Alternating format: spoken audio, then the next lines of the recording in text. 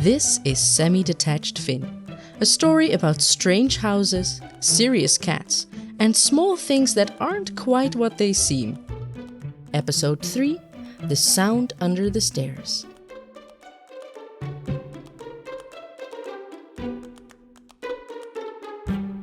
It was a few days later. The house was calm.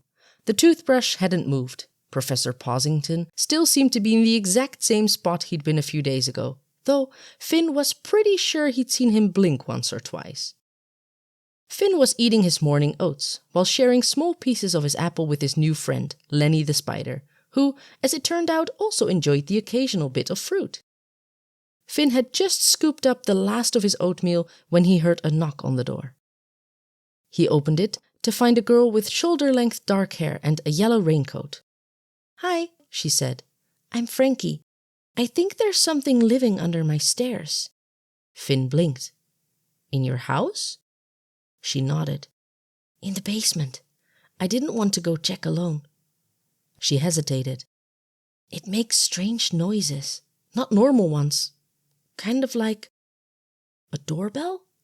But not ours. I checked twice." "That's strange," said Finn. Frankie looked a little uncomfortable. "I thought maybe it was the pipes, but pipes don't ring, and it's always the same sound." "Like a doorbell," Finn offered. "Yeah," she said, quieter this time. "Like that." Frankie paused for a second and then said, "Do you want to come hear it?" Finn nodded. "Lead the way."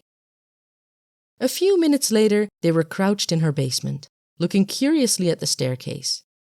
Frankie pointed to the bottom step.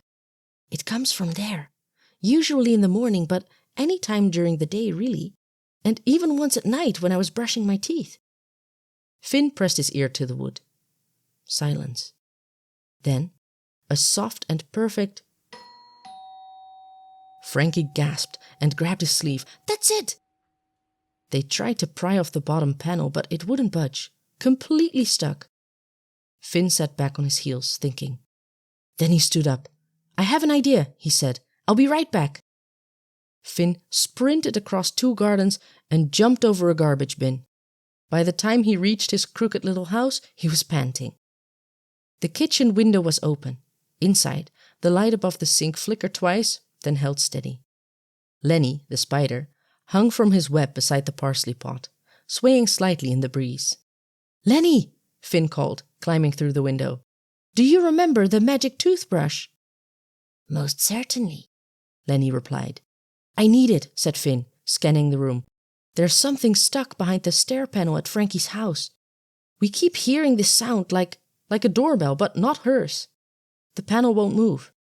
Lenny tilted his head. "A doorbell?" Finn nodded. "A perfect ding-dong from under the stairs." Lenny lowered himself a little, legs twitching with interest. "Where there's a doorbell, there's usually a door." Finn's eyes lit up. "Exactly what I was thinking. But to what? A secret room?" "Or a tunnel," Lenny offered.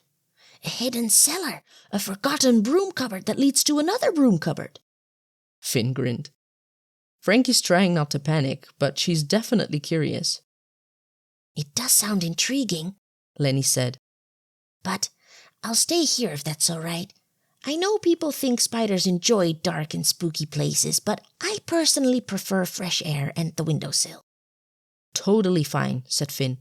"I just need the spell anyway." Lenny sighed in relief. "All right. You'll want the loosening charm."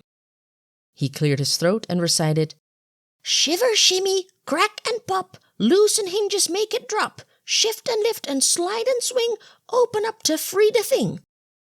Before either of them could blink, the toothbrush flashed by in a streak of white and vanished through the open window. Finn called out a quick, "Thanks!" and bolted through the door, racing back to Frankie. Back in Frankie's basement, she looked up as he burst through the door. "You're back. What did you—" A blur of white zipped past them and hovered over the stuck stair panel. Frankie took a step back. "Is that a toothbrush?" "Long story," said Finn. The toothbrush twitched once, then buzzed, then wiggled itself into the crack between the panel and the floor. And with a soft pop, the board sprang loose and clattered to the ground. Frankie and Finn leaned in, eyes fixed on the open space. And there, in a nest of dust and lint and what looked like an old bus ticket, sat a small, speckled starling. It tilted its head and blinked up at them, and then said a perfect... Frankie's mouth dropped open. "Oh," she whispered. "It's a bird. I thought..." She didn't finish. "I know," said Finn. "Definitely not what I was expecting." They both stared for a moment. Frankie let out a breathless laugh. "I was scared of that?" "Terrifying little fellow," Finn said with a grin. The bird answered with another cheerful... Frankie tilted her head. "Do you think she wants to stay?" The bird hopped in a small circle and stared at them expectantly. "I think that's a yes," said Finn. They made her a nest in an old shoebox, lined it with tea towels, and placed it by the heater. Frankie filled a little bowl with water, and Finn broke a biscuit into crumbs.